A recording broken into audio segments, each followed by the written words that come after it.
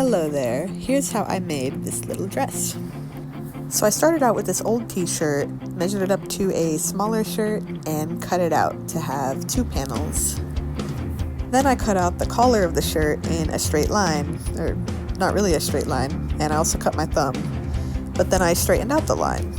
I try to use as much scraps as I can, so I cut out the logo to make a little patch, and covered my thumb with some of the scraps.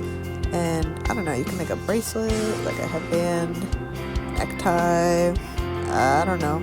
I ended up doing this and I liked it a lot, so I put grommets on it. Anyways, back to the project. I separated the side panel into the sleeve and like the side piece and unfolded those. And then I cut open each of the sleeves on that seam. Then I went ahead and just tried to make each of the pieces into like a rectangle like this. And then I'm going to sew them together into 2 long rectangles. And here's my beautiful sewing setup. Yeah, I just stitched those with a straight stitch, like that. And here I'm just showing how I made the little pleats to make the lower ruffles on the dress. Yeah, pretty pleats. Then I just ironed all of them down and put pins in them and did a top stitch over all of them. Then after that, I sewed the top panel over it and repeated with the back.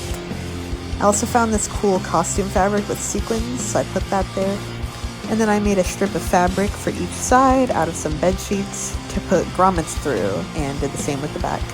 I also made these to like clean up the top edges.